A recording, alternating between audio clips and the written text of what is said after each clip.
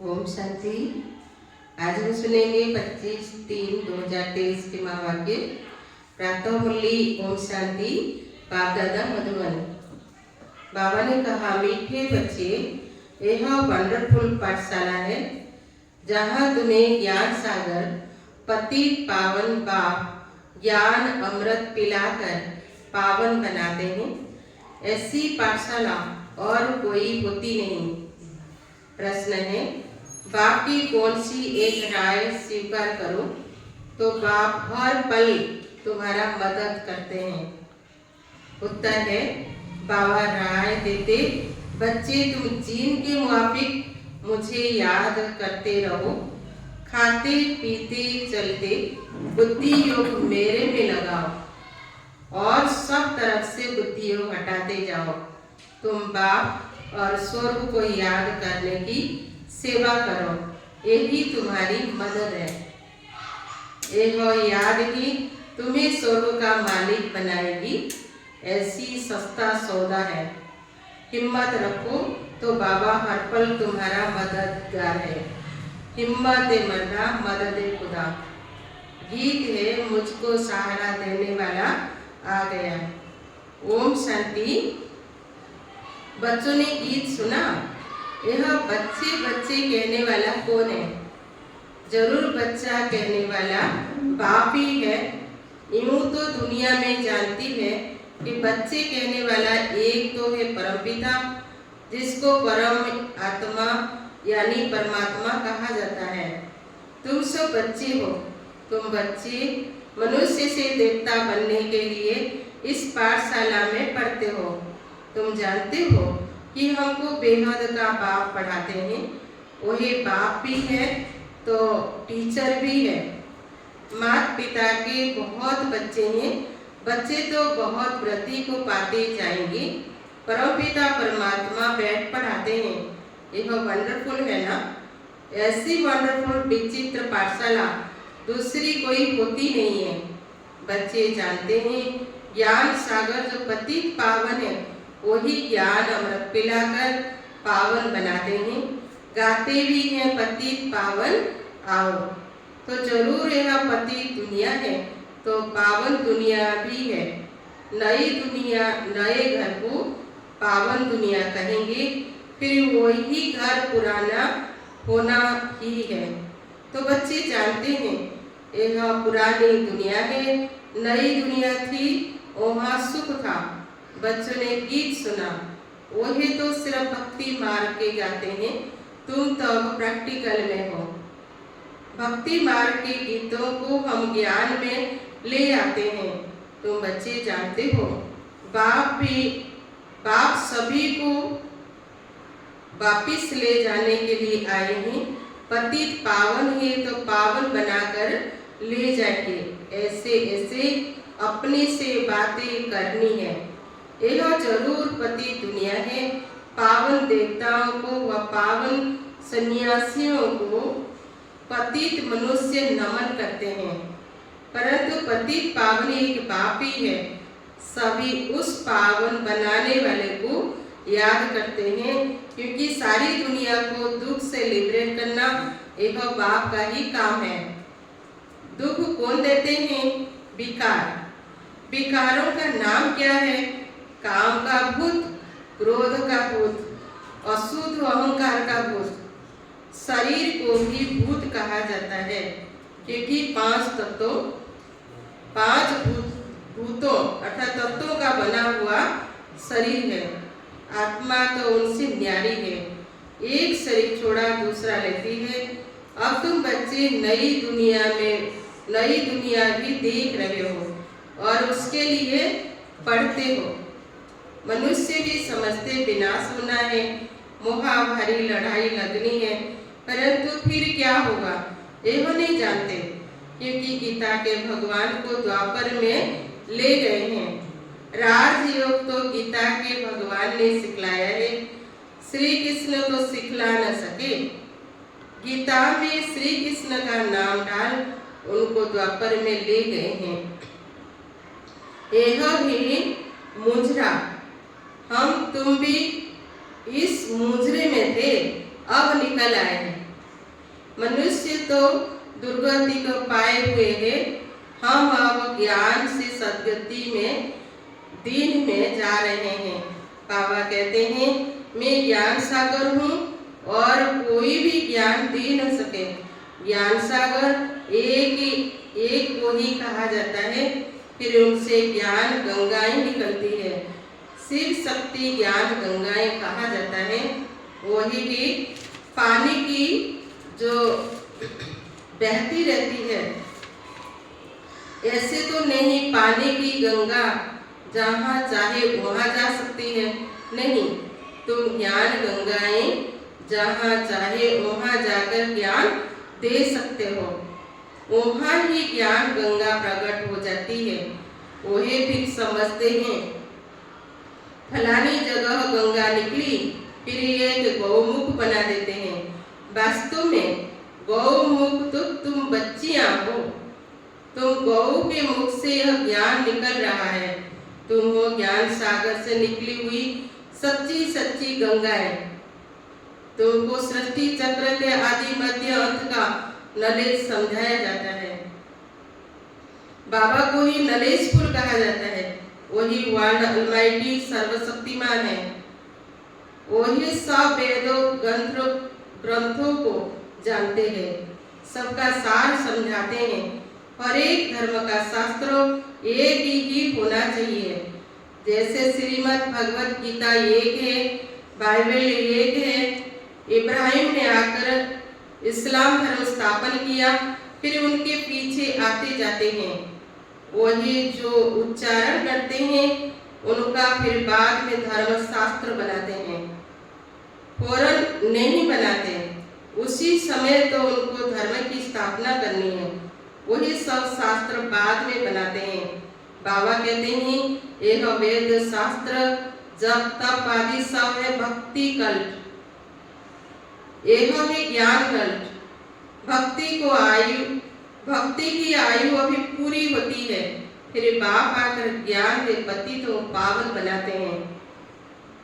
अब तुम जानते हो अभी हम सो ब्राह्मण हैं, फिर हम सो देवता बनेंगे।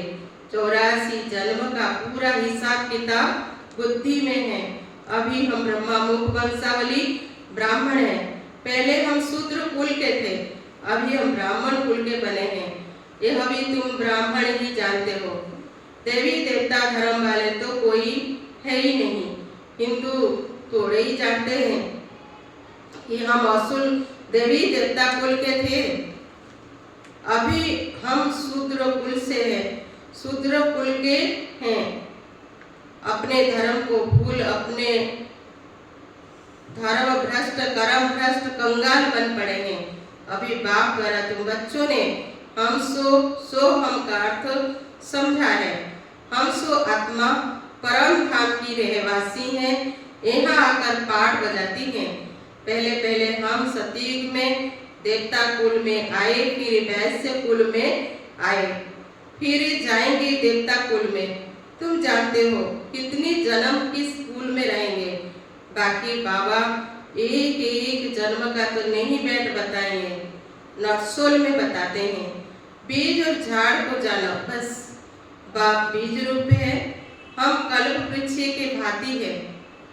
हम परम धाम से आए हैं पाठ बजाने। सतीक से लेकर चक्र लगाए, फिर और धर्म वाले फलाने फलाने समय पर आते जाते हैं। फिर जब विनाश होता है तो सब आत्माएं वापिस जाती है, फिर अपने अपने समय पर नंबरवार आती है धर्म स्थापन करने। यह सब राज तुम्हारी बुद्धि में है। बच्चे कहते हैं बाबा आप जो पढ़ाते हैं उससे हम स्वर्ग के मालिक बनते हैं। आप जैसा सुख और कोई दे न सकते। मनुष्य मात्र तो सब अल्पकाल के सुख देने वाले हैं, वही तो जानवर भी दे देते हैं। मनुष्य का जीवन तो अमूल्य कहा जाता है। मनुष्य ही देवी देवता बन सकता है। मनुष्य विश्व का मालिक बन सकता है। बाबा आपने जो सुख दिया वही कोई दे नहीं सकता। बाबा आप तो हमको विश्व का मालिक बनाते हैं। आप विश्व रचयिता हैं। तुम तो सिर्फ बाप को याद करते हो बस, और कोई हटियोगादी की बात नहीं। तुम बाप के बने हो, जानते हो कि बाप नए विश्व का रचयिता है। बाबा परम धाम से आए हैं, मोस्ट बिलवेड बाप है, सब उनको याद करते हैं। भले कोई भी धर्म वाला होगा, वो गॉडफादर, हे भगवान, वो अल्लाह जरूर कहते रहेंगे। बाबा कहते हैं, मैं सभी को सुख देकर जाता हूँ, तब भक्ति मार्ग में मुझे सभी याद करते हैं। अभी फिर सुख देने आया हूँ, फिर आधा कल्प मुझे कोई भी याद नहीं करेंगे। वहाँ माया रहती नहीं है जो दुख दे। तुम विश्व का मालिक देवी देवता बन जाते हो तो तुम बच्चों की दिल में रात दिन यह रहना चाहिए, बाबा आप हमको विश्व का मालिक बनाते हो, हम हकदार भी है। बाप नया विश्व रचते हैं तो जरूर बच्चों को ही मालिक बनाएंगे ना। गॉड फादर हेवन रचते हैं तो फिर हम सब हेवन में क्यों नहीं है? सभी हेवन में हो तो हेल होबे नहीं। यह तो हार जीत सुख दुख का खेल है। नई दुनिया फिर पुरानी बनती है, नया कौन बनाते, पुराना कौन बनाते? यह सृष्टि चक्र कैसे फिरता है? यह बुद्धि में रहता है। सती त्रेता में है सूर्यवंशी चंद्रवंशी, फिर द्वापर में और धर्म इमर्ज होते हैं। जो जिस प्रकार कला पहले हुआ है वैसे ही फिर रिपीट होना है। तुम बच्चे जानते हो अभी फिर से सतयुग स्टार्ट होने वाला है। पुरानी दुनिया खत्म, नई दुनिया आने वाली है। मनुष्य समझते हैं यह दुनिया अर्जुन पुरानी होती ही रहेगी, बहुत समय पड़ा है। बाबा कहते हैं तुम घोर अंधियारे में हो। अभी ब्रह्मा मुख से संतान पैदा होते जाते हैं। प्रजापिता ब्रह्मा के जरूर अनेक बच्चे होंगे जो वेद पढ़ाते हैं, जिसको फिर देवता बनना है। जो बैठ के पढ़ते हैं जिसको फिर देवता बनना है। जो बाप से प्रतिज्ञा करते हैं, पवित्र बनते हैं और 100 दर्शन चक्रधारी बनते हैं, वही राज्य भाग्य लेंगे। सब तो नहीं लेंगे, बाकी सब अपना अपना हिसाब किताब चुप्त कर वापिस जाएंगे।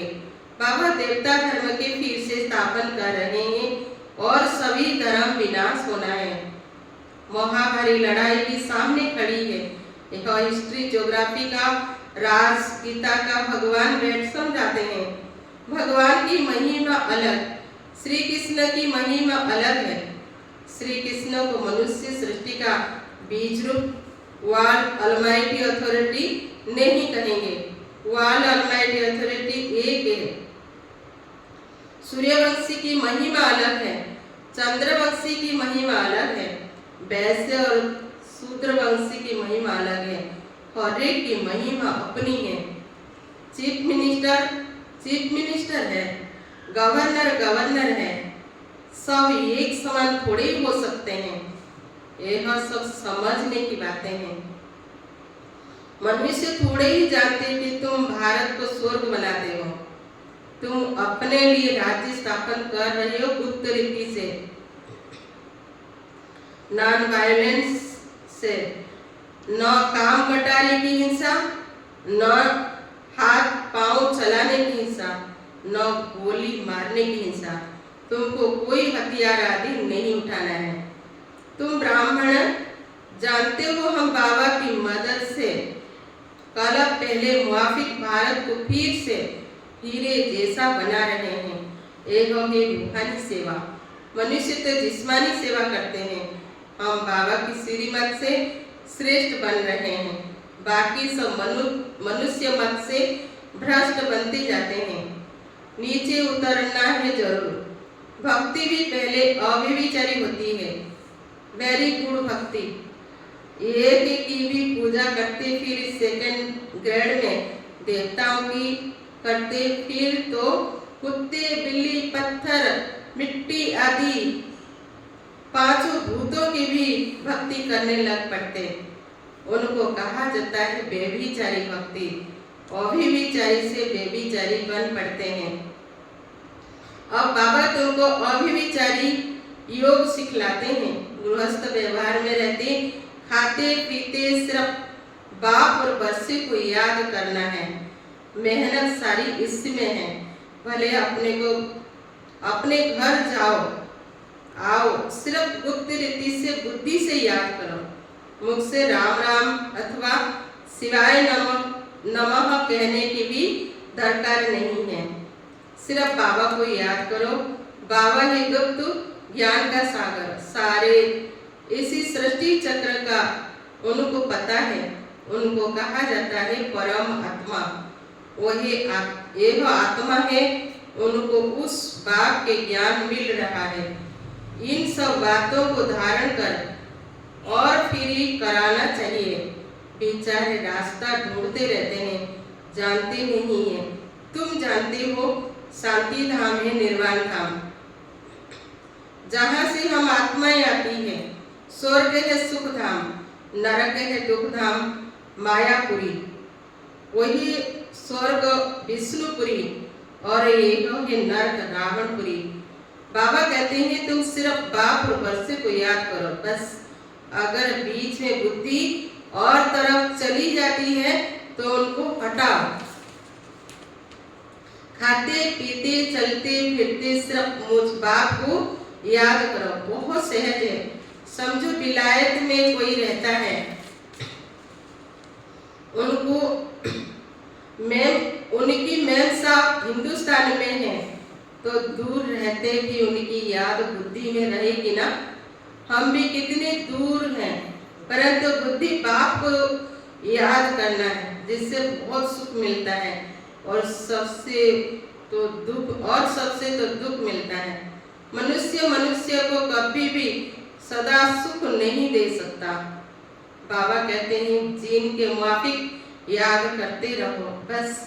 बाप और स्वर्ग को याद करो, यही हमारी सेवा करो। हम तुम्हारी सेवा करते हैं याद कराने की, तुम फिर याद करने की सेवा करो। यह राय अंगीकार अर्थात स्वीकार करो, यही तुम्हारी मदद है। हिम्मत मर्दा मदद खुदा। यह याद भी तुमको स्वर्ग का मालिक बनाएगी। इतना सस्ता सौदा है, तो गुरु लोग तो बहुत धक्के खिलाते हैं। ये ही सतगुरु जब आते हैं तो फिर कोई गुरु उनके मददगार नहीं रहते, गुरु बना ही निकल जाता है। सभी सदगति को पा लेते हैं। एक सदगुरु के आने से फिर अनेक गुरु अनेक करने की रस्म रिवाज आधा कल्प के लिए निकल जाती है। फिर भक्ति मार्ग में वह रस्म चलती है।